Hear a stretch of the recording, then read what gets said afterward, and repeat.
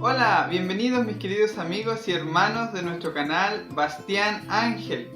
Hoy el título de la presentación se titula Un Dios como Jesús. Y sí, efectivamente, posee el mismo título que nuestro curso bíblico, Un Dios como Jesús. Y es que este es la lección 11, es el tema central de los estudios que tenemos en este curso bíblico. Son 22 lecciones. Estamos a la mitad. Así que los hemos ido compartiendo en diferentes formatos. Algunos más estilo presentación más didáctica, digital, otros compartiendo con algunas personas en Zoom, otros directamente grabando un video y charlando con ustedes, como es el caso. Y con ello quiero mostrar que de cualquier forma que lo intentemos o que queramos hacerlo, siempre es un buen momento para estudiar de forma interactiva la Biblia. Así que hoy vamos a hacer una de estas lecciones para compartirla con ustedes, ¿les parece? Así que si usted no ha conseguido el curso y lo quiere utilizar para estudiar con algunas personas en su casita o invitar a alguien a estudiar o quiere dar algún estudio bíblico centrado en Jesús y que pueda ser más una charla que una escuela donde hay un instructor y te dice qué escribir, mejor que podamos aprender a pensar. ¿Cómo lo interpretas tú? Es el centro de la idea del curso bíblico. Así que lo puede conseguir a través de Amazon y le dejo en el link de la descripción este video. ¿Okay? En este video le voy a dejar aquí abajito en la descripción del video el link para que usted lo consiga en Amazon. Bien, así que sin más vamos a orar y vamos a comenzar.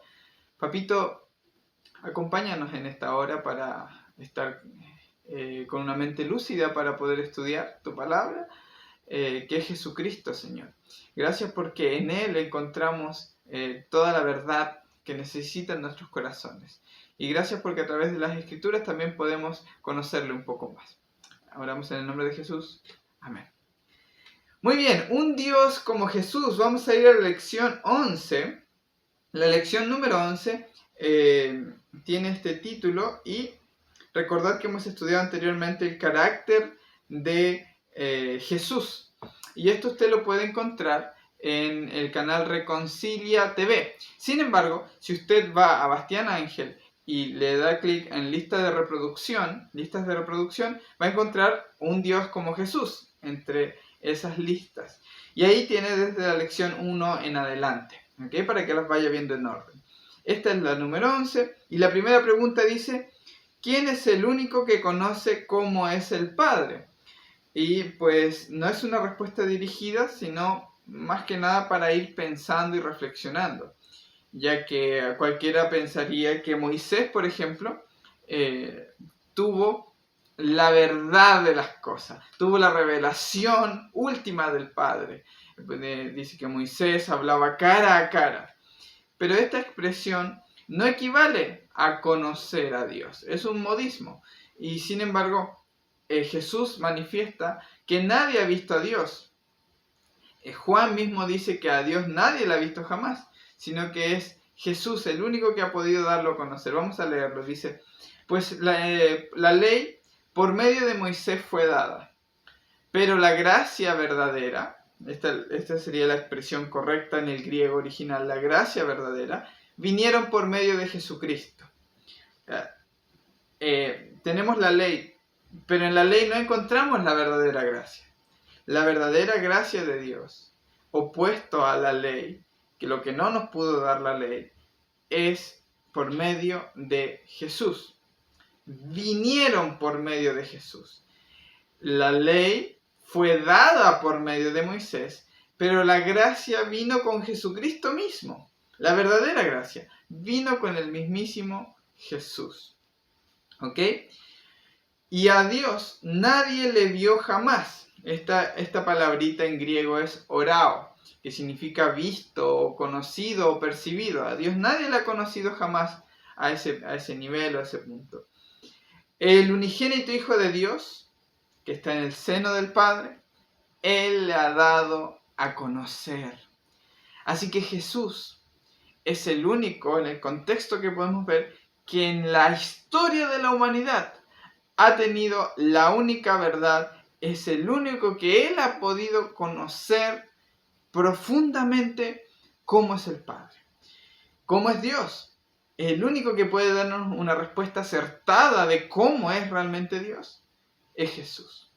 No va a ser Moisés, no va a ser ni Elías, no va a ser ningún profeta, ningún maestro ni doctor de la ley, no va a ser ningún teólogo. Un carpintero de Galilea tenía la comprensión exacta de cómo es Dios. Bien, es el único.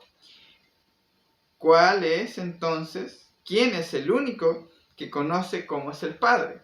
Entonces, Jesús es el único que sabe realmente cómo es Dios. La siguiente pregunta es, ¿cómo da a conocer al Padre? Es decir, bien, Jesús sabe cómo es Dios, ¿ok? Ahora, la dificultad radica en qué estrategia, qué fórmula va a utilizar para dar a conocer cómo es Dios, ¿sí? Para ello vamos a ir a Juan 14:11, y Jesús dice, creedme que yo soy en el Padre, y el Padre en mí. De otra manera, creedme por las mismas obras. Otro texto, Juan 5:19. Respondió Jesús entonces y les dijo, de cierto os digo, no puede el Hijo hacer nada por sí mismo, sino lo que ve hacer al Padre. Porque todo lo que el Padre hace, también lo hace el Hijo. Y por último, Juan 8:28, les dijo pues Jesús, cuando hayáis levantado al Hijo del Hombre, entonces conoceréis que yo soy, y que nada hago por mí mismo, sino según me enseñó el Padre, así hablo. Entonces, ¿cuál es la forma en que Jesús tiene para darnos a conocer al Padre? No solamente es contándonos, oigan, miren, Dios es así. No, no solo con discursos, sino con obras. ¿Y por qué con obras? No necesariamente es por hacer milagros. O sea, cuando Jesús hace milagros, no nos quiere revelar que Dios tiene la capacidad de hacer milagros. Eso no es necesario, lo sabemos. Sabemos que Dios puede hacer milagros. En la antigüedad se sabía. No es ese el tipo de revelación que Jesús quiere darnos del Padre. Sino, ¿para qué hace los milagros? Fíjense ustedes que no hace milagros para que un ejército gane una guerra. No hace milagros para que Israel sea liberado del yugo romano. Hace milagros para que los corazones de las personas sean perdonadoras. Para que, por ejemplo, cuando viene la mujer sirofenicia, los discípulos consideran que no es digna, por supuesto porque han aprendido de los fariseos, que ella no es digna de recibir la atención del maestro. Y viene gritando atrás y los discípulos le dicen, Señor, despídela. ¿Se dan cuenta? Entonces, ahora Jesús se da a entender como que no va a querer. Le dice, no es bueno tomar el pan y darlos a los perrillos. Y ella pues contesta de una forma impresionante. Aún los perrillos comen de las migajas que caen de la mesa de sus amos. Entonces, es cuando Jesús dice, mujer, grande es tu fe. Así que ahora procede a hacer un milagro y a mostrarle a los apóstoles que todas las personas sin distinción, sean paganos o no, son dignos y merecedores porque la gracia de Dios es un don inmerecido. O sea, cualquier persona es apta para recibir el don de Dios, ya sea la bendición, ya sea una contestación a sus oraciones. ¿Se dan cuenta? Así que lo que sea que hace Jesús, no lo hace para manifestar, oh, miren, tengo poder sobre el mar, tengo poder sobre el viento, tengo poder sobre los demonios. No. Jesús trae un mensaje detrás. Y es, ¿qué clase de milagros hace el Padre? Porque tenemos el milagro de que se hace con Moisés en Egipto, ¿no?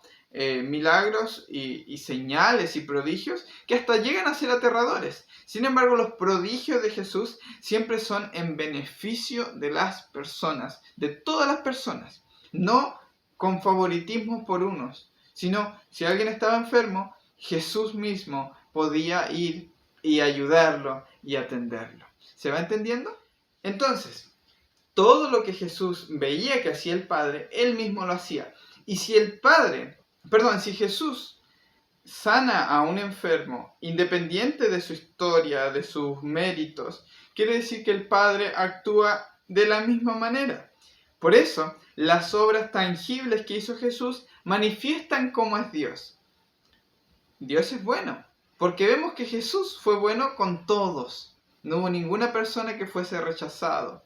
Todo lo que hacía Jesús era vestir al desnudo, cubrir al que no tenía, al que estaba avergonzado, era dar de comer al hambriento, etcétera, etcétera. O sea, las obras que hizo Jesús no fue para que lo hicieran rey o para manifestar su poder, como por ejemplo en Egipto. No conocemos a Dios a través de las señales de Egipto, sino, como dicen algunos profetas, que se dio a conocer y se glorificó en Faraón humillándolo.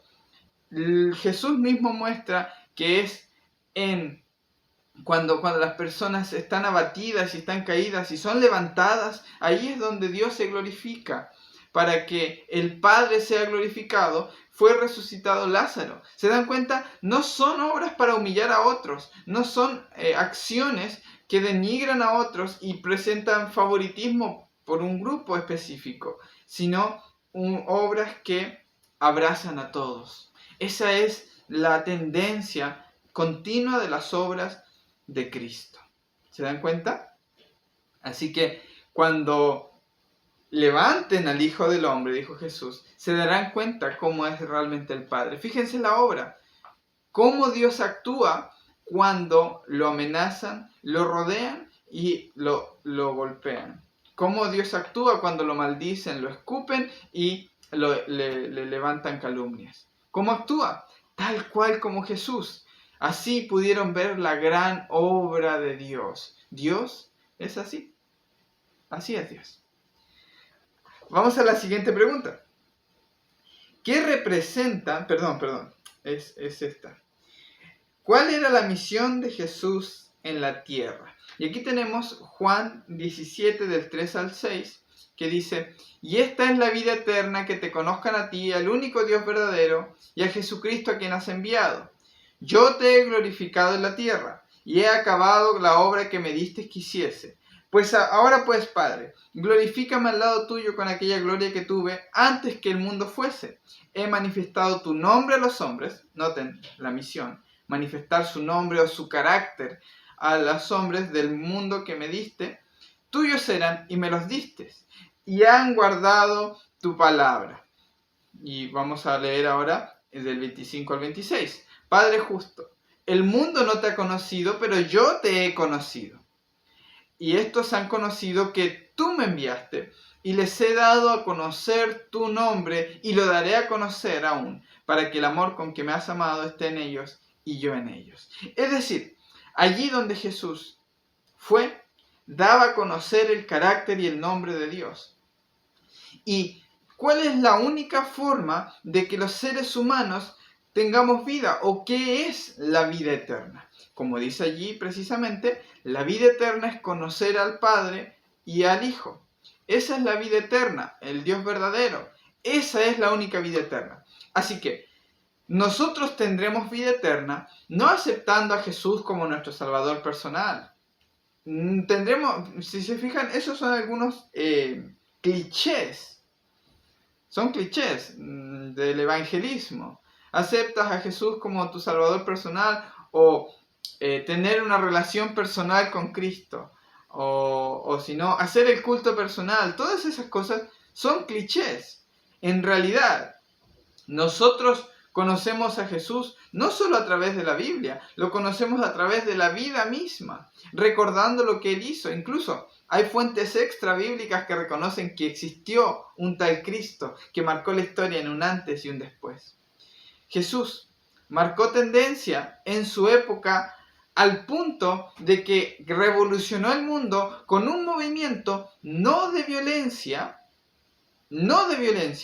para enfrentarse a la crueldad del Imperio Romano, con paz, porque Él es el príncipe de paz. Imagínense, levantar ese movimiento, levantar ese tipo de mensaje, impacta al mundo aunque parezca debilidad. Impacta aunque crean que la espada es más poderosa que un abrazo, aunque crean que el odio es más poderoso que el amor en una guerra. Jesús vino a mostrar que el amor gana, que el amor triunfa por sobre el odio, que la gracia sobreabunda por encima del pecado, que el perdón de Dios es mayor que los juicios y condenas y castigos de los seres humanos. En fin, cuando miramos a Jesús, comenzamos a conocer a Dios. Y esa es la vida eterna. Ahora miren lo que voy a decir. Dios, sin enviar a Jesús, no tenía forma de darnos vida eterna. Y la vida eterna no la conseguimos mediante que maten al Hijo de Dios. No. La vida eterna la conseguimos cuando Dios de tal manera ha amado a su Hijo que lo dio, lo regaló al mundo. Como dice 1 de Juan 5, la vida eterna es el testimonio. Sabemos que tenemos vida eterna porque Dios ha dado testimonio acerca de su Hijo. Y este es el testimonio que Dios dio acerca de su Hijo, que nos ha dado vida eterna y esta vida está en su Hijo. O sea, el que tiene al Hijo tiene la vida. El Hijo es el Hijo del hombre. O sea, el ser humano, sin excepción, porque Él es Jesucristo hombre, un intercesor entre Dios y los hombres. O sea, Jesús es un ser humano que se hizo carne como cualquier otro hombre que es carne y hueso. ¿Ok? Todos los que sean participantes de la familia humana han recibido el don y el regalo de Jesús. Si alguien quiere negar esto, usted simplemente tiene que leer algunos textos de Juan, como por ejemplo, dice, Él es la luz verdadera que alumbra a todo hombre que viene a este mundo. O sea, Juan está hablando en un contexto mundial. Los seres humanos fueron benditos gracias a que Jesús fue enviado. Fuimos bendecidos con la vida eterna. Ahora Juan dice, el mentiroso dice que no ha recibido vida eterna y le hace parecer a Dios mentiroso, pero antes sea Dios veraz, aunque todo hombre mentiroso. Mira, si tú dices que hay seres humanos que no tienen vida eterna, eres un mentiroso, porque Dios mismo ha dado testimonio de que nos dio a todos vida eterna. Pero si alguien elige no vivir en esa vida, no conocer a Dios a través de Jesús, pues él no verá la vida, pero no quiere decir que no le haya dado el Padre a él vida eterna a través de Jesús. Y repito, ¿cuál es la vida eterna? No es algo abstracto o algo vivir para siempre o vivir luego después de la muerte, algo que tengamos en el futuro. No. La vida eterna puede comenzar hoy mismo, conociendo a Jesús, entendiendo cómo es Él. Entonces creeremos en un Dios como Jesús y estaremos felices porque ese Dios es una gran noticia, es una muy buena noticia. Siguiente pregunta, dice allí, ¿cómo podemos conocer a Dios? Ahora nosotros, ¿cómo podemos conocer a Dios? Jesús dijo, por ejemplo, yo soy el camino, la verdad y la vida. Nadie viene al Padre sino por mí. Si me conocieseis a mí, también a mi Padre conoceríais. Desde ahora le conocéis y la habéis visto. ¿Por qué? Porque están viendo cómo es Jesús. Entonces están entendiendo cómo es el Padre.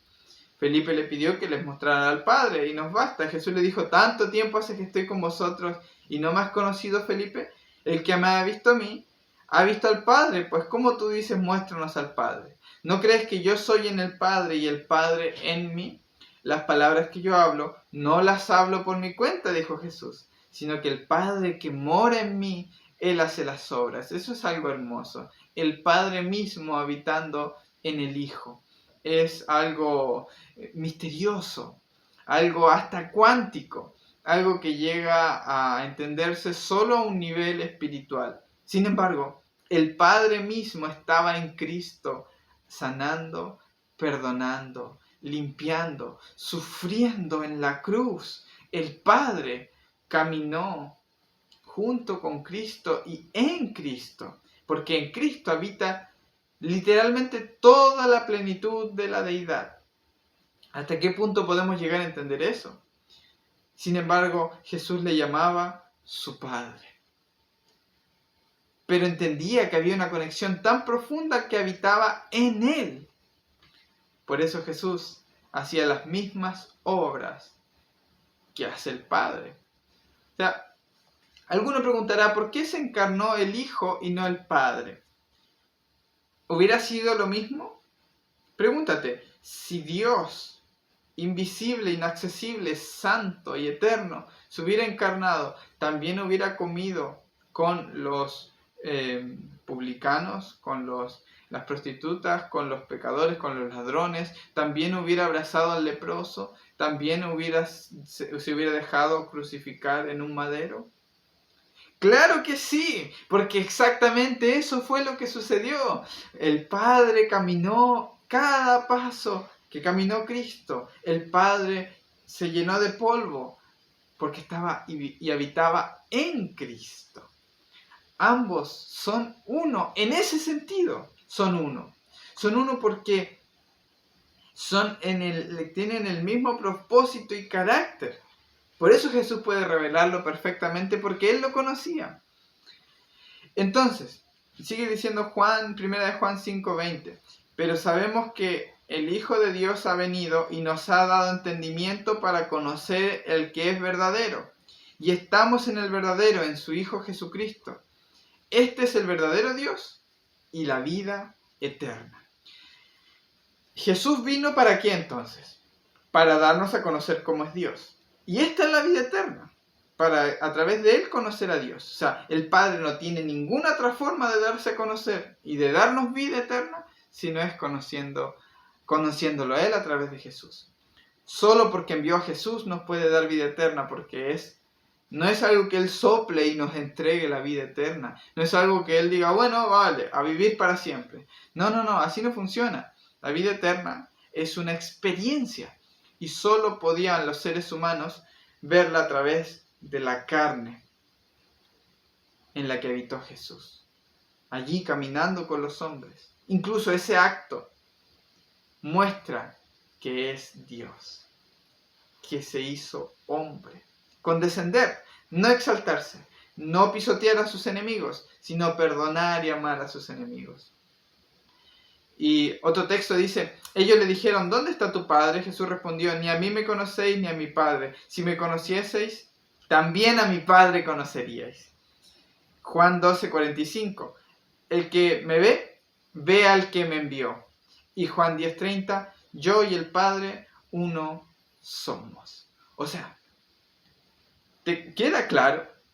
La única forma que tenemos de conocer al Padre no es leyendo las epístolas de Pablo, aunque sí podemos conocer más de Jesús. Pero el centro es entender cómo fue Jesús. No solo leyendo la Biblia, sino entender realmente, leer y saber, poder absorber la esencia de cómo era Jesús y aplicarlo en tu vida. Hombre, si tú te das cuenta que Jesús perdonaba sin poner peros y sin condiciones, no vayas a cumplir un montón de requisitos para que Él te conteste una oración o te perdone o que te sientas perdonado, porque tú solo con ver a Jesús ya sabes para siempre que todos tus pecados están perdonados, porque Él es así. ¿Te das cuenta? Si tú vas a preguntarte si Dios te está castigando por algo, ¡no! Listo, así de simple. No te está castigando por nada, porque Jesús nunca castigó a nadie por sus pecados. Si tú crees que te reprende Dios, lo más probable es que por tus pecados no te esté reprendiendo, porque nunca reprendió a ningún pecador. Si Jesús reprendió a alguien, y eso sí quiero que lo sepan, es cuando estos fariseos, escribas y doctores de la ley le decían, oigan, tienen que cumplir todos estos requisitos para que Dios los ame. Claro, ¿por qué los reprenden? No porque los odio o siente que sean malos ni nada. Son igual de pecadores que todos, ¿ok? Pero se creen justos y cierran el reino a las personas porque Jesús quiere mostrarles el amor del Padre y ellos le dicen, no. Dios les pone todas estas condiciones para luego amarlos. Entonces Jesús dice, están haciéndose sufrir a las personas de esa forma. Ese es el gran conflicto. Pero bueno, mirando a Jesús, tú puedes tener tu relación, por decirlo así, con Dios, tu relación personal con Dios, pero con un Dios bueno. El Dios que mostró Jesús. O sea, ante todo, fíjate que Colosenses 1.15 dice que Él es la imagen visible del Dios invisible, el primogénito de toda la creación. Hebreos 1.3 dice, el cual siendo el resplandor de su gloria y la imagen misma de su sustancia.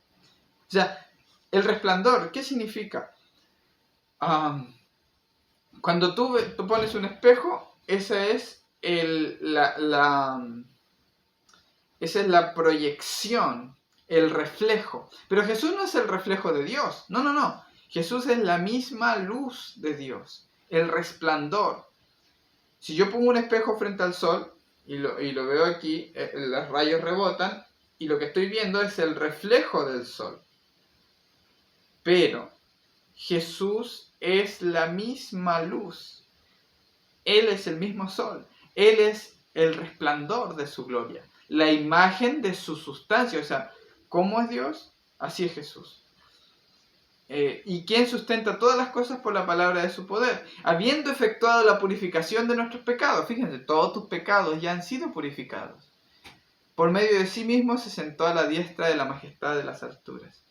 Y por último, 2 Corintios 4:4, en los cuales el Dios de este siglo cegó el entendimiento de los incrédulos para que no les resplandezca la luz del Evangelio de la gloria de Cristo, el cual es la imagen de Dios. O sea, el carácter del Padre brilla en el rostro de Jesús. En otras palabras, la gloria de Dios brilla en el rostro de Jesús. Y esa es la luz del Evangelio. O sea, cuando dicen vamos a predicar el Evangelio, hombre, y te ponen a darte un curso bíblico de doctrinas, pero eso es todo lo opuesto al Evangelio. De hecho, se parece más a los fariseos que seguían un prosélito para adoctrinarlo por todos los mares y la tierra. Y cuando lo convertían recién, lo hacían 2 veces más hijo del infierno que ellos. Del Gehenna que ellos. Sería la palabra correcta. Jesús muestra un evangelio diferente. ¿Cuál es el evangelio que tenemos que predicar? Hombre, un día vino un hombre. Un hombre que en el cual Dios mismo se manifestó. Jesucristo es Dios encarnado. Y todo lo que hizo Él fue misericordia, bondad y compasión. Y dijo, ¿ven cómo soy yo? Así es Dios. Y ese es el Evangelio. Así que el Evangelio es Dios. Dios es la buena noticia. La buena noticia es que Dios es bueno. La buena noticia no es que Jesucristo, Dios lo mató para no tener que matarte a ti. Cree en Él para que Dios luego no te eche al infierno. Hombre, eso es una pésima noticia. El Evangelio es el carácter, la luz del carácter de Jesús. Ese es el verdadero Evangelio. ¿Ok? El Evangelio no es predicar la ley, porque para eso seamos seguidores de Moisés y discípulos de Moisés como eran los fariseos. Sin embargo, crucificaron a Jesús. ¿De qué les sirve la ley? Pero los seguidores de Jesús nunca estuvieron de acuerdo con la muerte de nadie. Es más, ellos fueron martirizados por ello. Pero predicaron un evangelio limpio, que es el carácter de Jesús y nada más. Si Pablo tuvo que darse tantas vueltas en Romanos, en Gálatas, fue porque ahí andaban los judaizantes dando un montón de argumentaciones teológicas de por qué hay que guardar la ley para ser salvo. Y Pablo tiene que explicar la gracia a niveles teológicos también. Pero finalmente el Evangelio es muy sencillo. Es Jesús. Tú mira a Jesús, cómo salvó a las personas, cómo las amó. Y ese es Dios. ¿Ok? Entonces, yo te pregunto, ¿crees que Jesús representó el carácter de Dios completamente? Y según estos textos, Jesús ha sido la revelación máxima del carácter de Dios, el resplandor de toda su imagen. Así que no nos hace falta nada más que Jesús. Cuando alguien te dice, no, al final Jesús va a actuar diferente, discúlpame, pero Él ya reveló lo que tenía que revelar del Padre y Él nunca cambió. Nunca fue bipolar. Nunca se le arrancaron los tarros, digámoslo así. Nunca mató a nadie. Por lo tanto, todo lo que entre dentro de ese margen es la imagen de Dios. Si algo se opone a eso, no debemos pensar que va a ser así. No, eso es idea de hombre y teología de hombre una vez más. Pero Jesús es el mismo ayer, hoy y por los siglos. Él no cambia. Por lo tanto, el Padre nunca cambia tampoco. ¿Cuál es la naturaleza del carácter de Dios? ¿Cuál es la naturaleza y el carácter de Dios? Perdón. Juan 4:23. Mas la hora viene y ahora es cuando los verdaderos adoradores adorarán al Padre en espíritu y en verdad, porque también el Padre tales adoradores busca que le adoren. Es decir, yo no tengo que ir a un templo hecho por manos de hombres para ir a adorar a Dios. A Dios se le adora en espíritu y, por supuesto, con una imagen correcta de Él en la mente. Es decir, en verdad, porque Jesús es la verdad acerca del Padre. Él es el camino para llegar al Padre y Él es la vida misma, la vida eterna que nos regaló el Padre. Nadie va al Padre sino por Él. Y yo, caminando cada día con Él, puedo adorarlo. Ni en este monte, ni en Jerusalén, ni en la iglesia de la esquina, ni en la iglesia central de la ciudad en la que vivo, ni en ningún templo. Es donde estén 2 o 3 reunidos, allí está en medio. Y donde haya uno solo, Él prometió nunca abandonarlo y estar todos los días con ellos, hasta el fin del mundo. Primera de Juan 4:8 dice, el que no ama no ha conocido a Dios porque Dios es amor. ¿Y quieres saber? O sea, Dios no puede ser otra cosa que no sea amor. Alguno dice, sí, Dios es amor, pero también es fuego consumidor. Me gustaría que buscaran ese pero, que incluye el pero, y el versículo también. Ese versículo no está en la Biblia.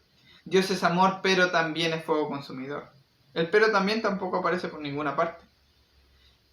El fuego consumidor justamente es el amor. Si tu enemigo tiene hambre, dale de comer, y si tiene sed, dale de beber, porque haciendo esto amontonas, ¿qué? Ascuas de fuego sobre su cabeza. Esa es la ira de Dios, la venganza de Dios. Derramaré, Sofonías 3, 9 y 10, derramaré todo el furor de mi fuego y mi ira sobre las naciones. Y entonces les devolveré los labios puros para que me confiesen de común consentimiento y me adoren. Derrama el fuego sobre las naciones, su ira, que consume, pero ¿consume qué?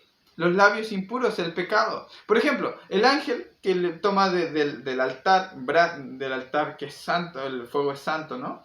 Toma un carbón encendido y lo pone en los labios de Isaías. ¿Qué hace? ¿Le quema los labios a Isaías? Claro que no. He aquí tu pecado ha sido perdonado y eres limpio. El fuego, fuerte con Cantares 8:6. Porque fuerte como la muerte es el amor, es una potente llama y las muchas aguas no podrán apagar el amor. Así que, ¿por qué es como si pusieran clichés como textos bíblicos? Ese es un cliché, no es un texto bíblico. De hecho, Dios es amor. Y sí, es fuego consumidor, porque el amor es el fuego consumidor. Y si me preguntas si ese amor algún día le hará daño a alguien, nunca. Porque el amor no hace mal al prójimo. Romanos 12. Romanos 13. 12 me parece. El amor no hace mal al prójimo, así que el amor es el cumplimiento de la ley. Y es más, lee 1 Corintios 13. Así es el amor. El amor no te anda buscando, recordando a ver qué pecados has cometido. Por lo tanto, Dios no te anda recordando qué pecados has cometido. Ni anda anotándolo. No, el amor no toma en cuenta el mal recibido. El amor todo lo espera, todo lo soporta, todo lo sufre. Y por eso es que vemos esas historias en la vida de Jesús. Pero nunca que Él hiciera daño a alguien. Así que, ¿cuál es la naturaleza y el carácter de Dios? Es amor y es espíritu.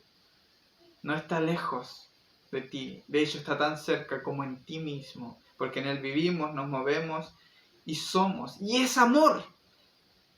Y como su naturaleza es amor, no puede cambiar su propia naturaleza. Dios es incapaz, note lo que digo, es incapaz de negarse a sí mismo. Y ese es un texto bíblico. Miren, no estoy diciendo clichés, a diferencia de los que sí ponen clichés para decir, cuidado con decir que Dios es mucho amor y que no es fuego consumidor.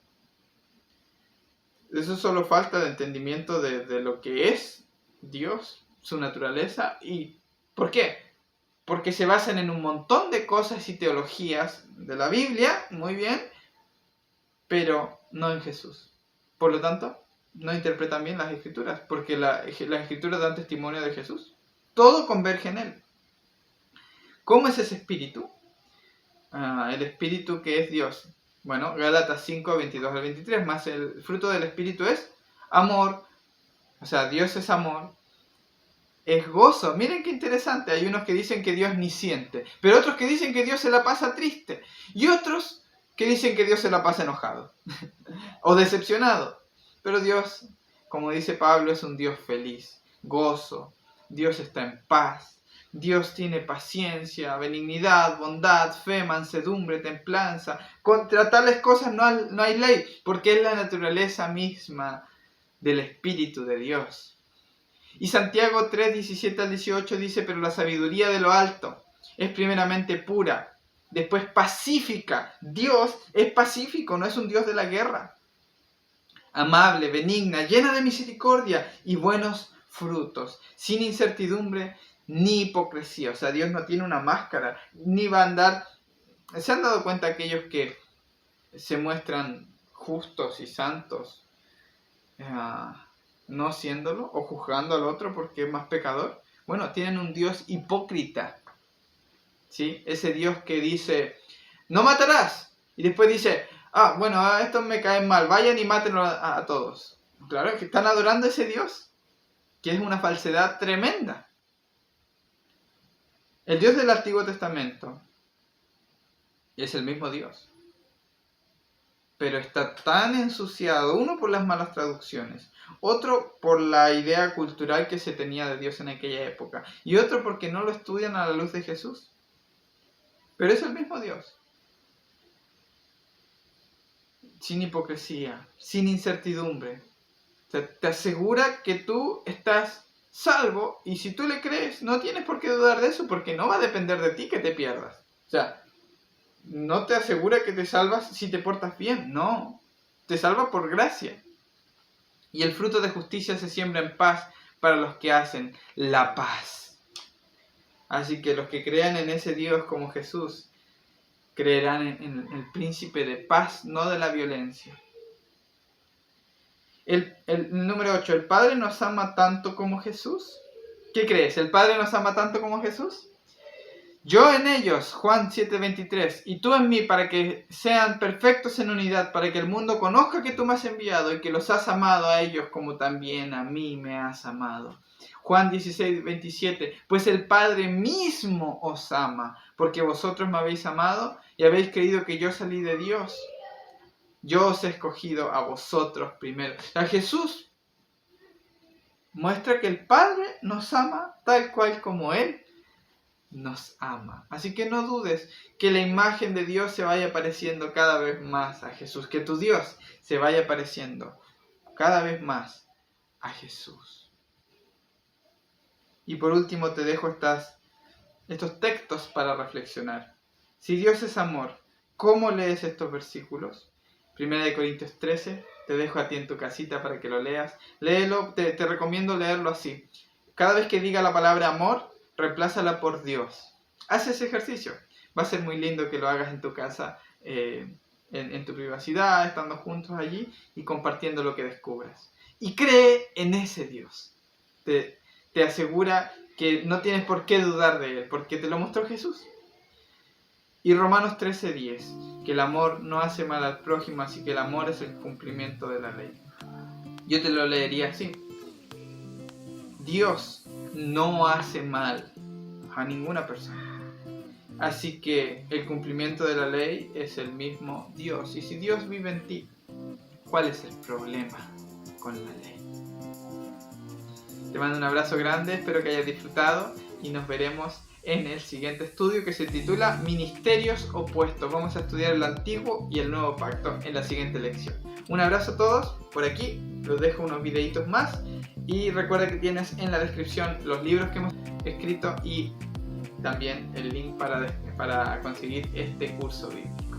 Okay, un abrazo a todos. Chao, chao.